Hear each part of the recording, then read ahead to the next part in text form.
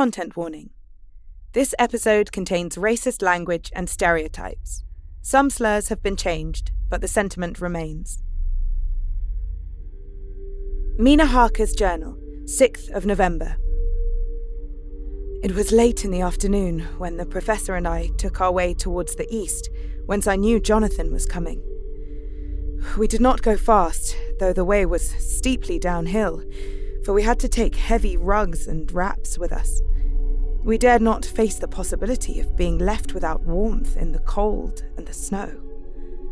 We had to take some of our provisions, too, for we were in a perfect desolation, and so far as we could see through the snowfall, there was not even the sign of habitation.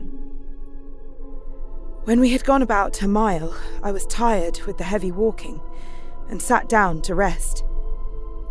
Then we looked back and saw where the clear line of Dracula's castle cut the sky. For we were so deep under the hill whereon it was set that the angle of perspective of the Carpathian Mountains was far below it. We saw it in all its grandeur, perched 1,000 feet on the summit of a sheer precipice, and with seemingly a great gap between it and the steep of the adjacent mountain on any side. There was something wild and uncanny about the place. We could hear the distant howling of wolves. They were far off, but the sound, even though coming muffled through the deadening snowfall, was full of terror. I knew from the way Dr. Van Helsing was searching about that he was trying to seek some strategic point where we would be less exposed in case of attack. The rough roadway still led downwards. We could trace it through the drifted snow. In a little while, the professor signalled to me, so I got up and joined him. He had found a wonderful spot, a sort of natural hollow in a rock, with an entrance like a doorway between two boulders. He took me by the hand and drew me in. "See," he said. "here you will be in shelter. And if the wolves do come, I can meet them one by one." He brought in our furs and made a snug nest for me, and got out some provisions and forced them upon me. But I could not eat. To even try to do so was repulsive to me, and, much as I would have liked to please him, I could not bring myself to the attempt. He looked very sad, but did not reproach me. Taking his field glasses from the case, he stood on the top of the rock and began to search the horizon. Suddenly he called out, "Look, Madam Mina! Look, look!" I sprang up and stood beside him on the rock. He handed me his glasses and pointed. The snow was falling more heavily and swirled about fiercely, for a high wind was beginning to blow. However, there were times when there were pauses between the snow flurries, and I could see a long way round. From the height where we were, it was possible to see a great distance, and far off, beyond the white waste of snow, I could see the river lying like a black ribbon in kinks and curls as it wound its way. Straight in front of us, and not far off, in fact, so near that I wondered we had not noticed before, came a group of mounted men hurrying along. In the midst of them was a cart, a long lighter wagon, which swept from side to side like a dog's tail wagging, with each stern inequality of the road. Outlined against the snow as they were, I could see from the men's clothes that they were peasants or Romany of some kind. On the cart was a great square chest. My heart leaped as I saw it, for I felt that the end was coming. The evening was now drawing close, and well I knew that at sunset, the thing, which was till then imprisoned there, would take new freedom and could, in any of the many forms, elude all pursuit. In fear, I turned to the professor. To my consternation, however, he was not there. An instant later, I saw him below me. Round the rock he had drawn a circle, such as we had found shelter in last night. When he had completed it, he stood beside me again, saying, "At least you shall be safe here from him." He took the glasses from me, and at the next lull of the snow, swept the whole space below us. "See," he said. "they come quickly. They are flocking the horses and galloping as hard as they can." He paused and went on in a hollow voice. "They are racing for the sunset. We may be too late. God's will be done."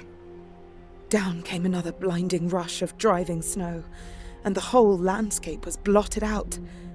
It soon passed, however, and once more his glasses were fixed on the plain. Then came a sudden cry. "Look, look, look! See, 2 horsemen follow fast, coming up from the south. It must be Quincey and John. Take the glass. Look before the snow blots it all out." I took it and looked. The 2 men might be Dr. Seward and Mr. Morris. I knew at all events that neither of them was Jonathan. At the same time, I knew that Jonathan was not far off. Looking around, I saw on the north side of the coming party 2 other men, riding at breakneck speed. One of them I knew was Jonathan, and the other I took, of course, to be Lord Godalming. They too were pursuing the party with the cart. When I told the professor, he shouted in glee like a schoolboy, and after looking intently till a snowfall made sight impossible, he laid his Winchester rifle ready for use against the boulder at the opening of our shelter. "They are all converging," he said. "When the time comes, we will have enemies on all sides." I got out my revolver, ready to hand, for whilst we were speaking, the howling of wolves came louder and closer. When the snowstorm abated a moment, we looked again. It was strange to see the snow falling in such heavy flakes close to us, and beyond, the sun shining more and more brightly as it sank down towards the far mountaintops. Sweeping the glass all around us, I could see here and there dots, moving singly and in 2s and 3s and larger numbers. The wolves were gathering for their prey. Every instant seemed an age whilst we waited. The wind came now in fierce bursts, and the snow was driven with fury as it swept upon us in circling eddies. At times we could not see an arm's length before us, but at others, as the hollow-sounding wind swept by us, it seemed to clear the airspace around us, so that we could see afar off. We had of late been so accustomed to watch for sunrise and sunset that we knew with fair accuracy when it would be. And we knew that before long, the sun would set. It was hard to believe that by our watches it was less than an hour that we waited in that rocky shelter before the various bodies began to converge close upon us. The wind came now with fiercer and more bitter sweeps, and more steadily from the north. It seemingly had driven the snow clouds from us, for with only occasional bursts the snow fell. We could distinguish clearly the individuals of each party, the pursued and the pursuers. Strangely enough, those pursued did not seem to realize, or at least to care, that they were pursued. They seemed, however, to hasten with redoubled speed as the sun dropped lower and lower on the mountaintops. Closer and closer they drew. The professor and I crouched down behind our rock and held our weapons ready. I could see that he was determined that they should not pass. One and all were quite unaware of our presence. All at once, 2 voices shouted out to "Halt!" One was my Jonathan's, raised in a high key of passion, the other Mr. Morris's strong, resolute tone of quiet command. The Romany may not have known the language, but there was no mistaking the tone in whatever tongue the words were spoken. Instinctively they reined in, and at the instant Lord Godalming and Jonathan dashed up at one side, and Dr. Seward and Mr. Morris on the other. The leader, a splendid-looking fellow who sat his horse like a centaur, waved them back, and in a fierce voice gave to his companions some word to proceed. They lashed the horses, which sprang forward, but the 4 men raised their Winchester rifles, and in an unmistakable way commanded them to stop. At the same moment, Dr. Van Helsing and I rose behind the rock and pointed our weapons at them. Seeing that they were surrounded, the men tightened their reins and drew up. The leader turned to them and gave a word, at which every man of the Zgani party drew what weapon he carried, knife or pistol, and held himself in readiness to attack. Issue was joined in an instant. The leader, with a quick movement of his rein, threw his horse out in front, and pointing first to the sun, now close down on the hilltops, and then to the castle, said something which I did not understand. For answer, all 4 men of our party threw themselves from their horses and dashed towards the cart. I should have felt terrible fear at seeing Jonathan in such danger, but that the ardour of battle must have been upon me as well as the rest of them. I felt no fear, but only a wild, surging desire to do something. Seeing the quick movement of our parties, the leader gave a command. His men instantly formed round the cart in a sort of undisciplined endeavour, each one shouldering and pushing the other in his eagerness to carry out the order. In the midst of this, I could see that Jonathan, on one side of the men, and Quincey on the other, were forcing a way to the cart. It was evident that they were bent on finishing their task before the sun should set. Nothing seemed to stop or even to hinder them. Neither the levelled weapons, nor the flashing knives of the Zgani in front, nor the howling of the wolves behind appeared to even attract their attention. Jonathan's impetuosity and the manifest singleness of his purpose seemed to overawe those in front of him. Instinctively they cowered aside and let him pass. In an instant he had jumped upon the cart and, with a strength which seemed incredible, raised the great box and flung it over the wheel to the ground. In the meantime, Mr. Morris had had to use force to pass through his side of the ring of Zgani. All the time I had been breathlessly watching Jonathan, I had, with the tail of my eye, seen him pressing desperately forward, and had seen the knives of the Romany flash as he won a way through them, and they cut at him. He had parried with his great bowie knife, and at first I thought that he too had come through in safety. But as he sprang beside Jonathan, who had now jumped from the cart, I could see that with his left hand he was clutching at his side, and that the blood was spurting through his fingers. He did not delay, notwithstanding this, for as Jonathan, with desperate energy, attacked one end of the chest, attempting to prise off the lid with his great cookery knife, he attacked the other frantically with his bowie. Under the effort of both men, the lid began to yield. The nails drew with a quick screeching sound, and the top of the box was thrown back. By this time, the Romany, seeing themselves covered by the Winchesters and at the mercy of Lord Godalming and Dr. Seward, had given in and made no resistance. The sun was almost down on the mountain tops, and the shadows of the whole group fell long upon the snow. I saw the Count lying within the box upon the earth, some of which the rude falling from the cart had scattered over him. He was deathly pale, just like a waxen image, and the red eyes glared with the horrible, vindictive look which I knew too well. The eyes saw the sinking sun, and the look of hate in them turned to triumph. But on the instant came the sweep and flash of Jonathan's great knife. I shrieked as I saw it shear through the throat, whilst at the same moment Mr. Morris's bowie knife plunged into the heart. It was like a miracle. But before our very eyes, and almost in the drawing of a breath, the whole body crumbled into dust and passed from our sight.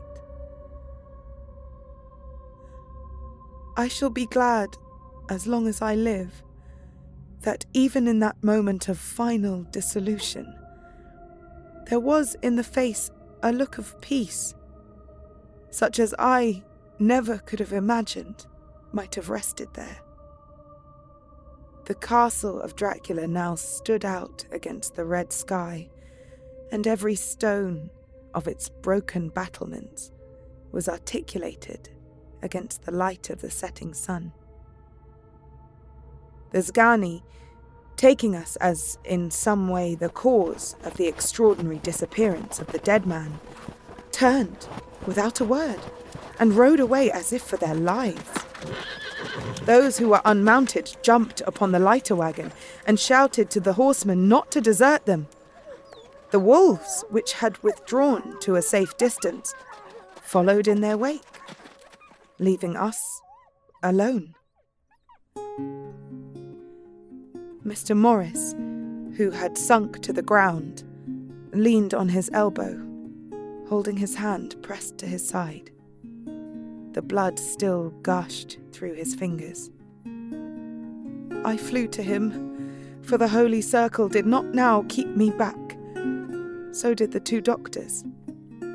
Jonathan knelt behind him, and the wounded man laid back his head on his shoulder. With a sigh, he took, with a feeble effort, my hand in that of his own which was unstained. He must have seen the anguish of my heart in my face, for he smiled at me and said, I'm only too happy to have been of any service. Oh, God. He cried suddenly, struggling up to a sitting posture and pointing to me. It was worth for this to die. Look. The sun was now right down upon the mountaintop, and the red gleams fell upon my face, so that it was bathed in rosy light. With one impulse, the men sank on their knees, and a deep and earnest Amen. Amen. Amen. Amen. Amen. Broke from all, as their eyes followed the pointing of his finger. The dying man spoke. Now God be thanked that all has not been in vain. See? The snow is not more stainless than her forehead. The curse has passed away. And, to our bitter grief, with a smile and in silence, he died. A gallant gentleman.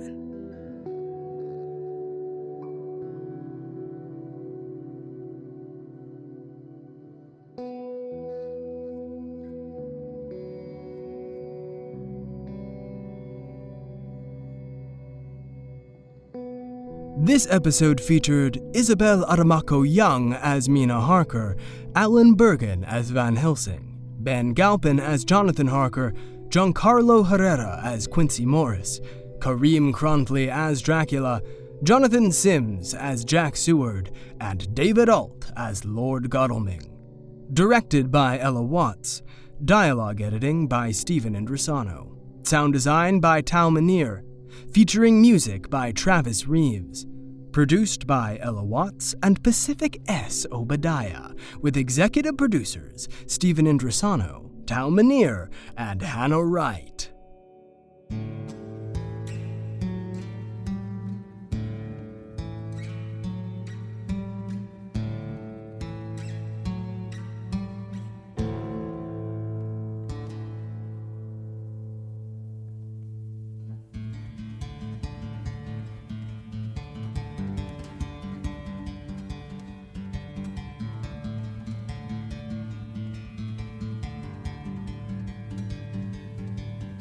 You'll forgive me if I'm not coherent, 'cause the longing's taking hold.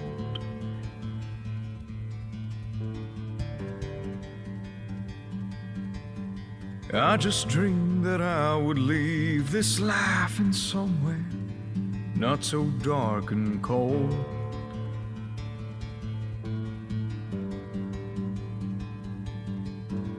I am speaking, though quite faintly, of the land in which I pray my story's told.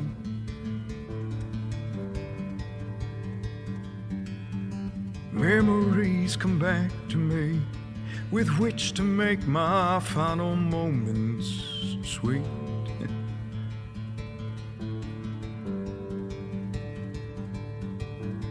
And I think I smell wood smoke, though I know it must be my own mind's deceit.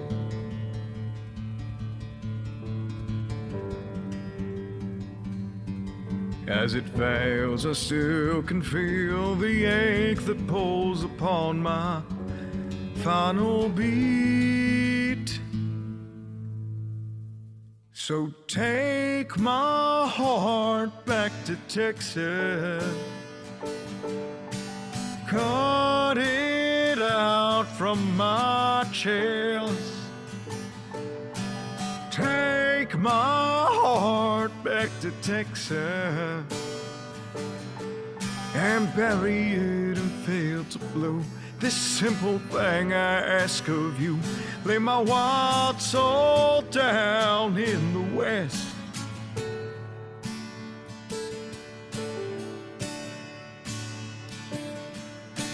My friends, I must lament, you'll never see the way a storm can rage down there.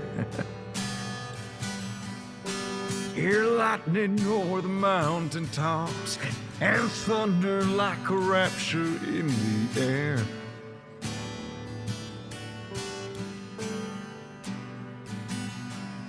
How summer rain can wipe you clean, and rainbows that make you believe that when he made it, God took extra care. So take my heart back to Texas, cut it out from my chest. Take my heart back to Texas and bury it in fields of blue. This simple thing I ask of you, lay my wild soul down in the West. Go let out all my horses, send them running wild and free. Let nothing keep God's creatures from where they are meant to be. So take my heart back to Texas, cut it out from my chest. Take my heart back to Texas and bury it in fields of blue. This simple thing I ask of you, lay my wild soul down in the West.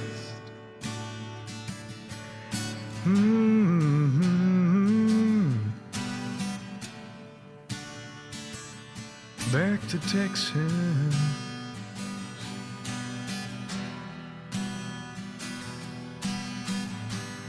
Lay my wild soul down in the West.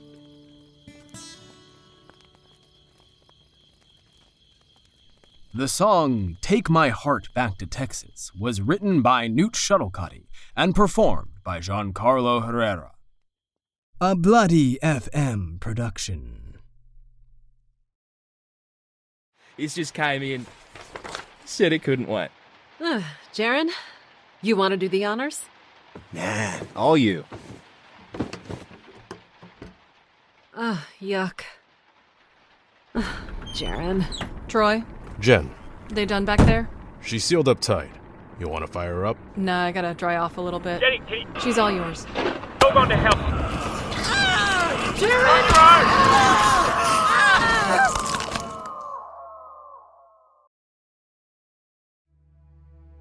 From the George A. Romero Foundation, and Bloody Disgusting comes a new anthology fiction podcast.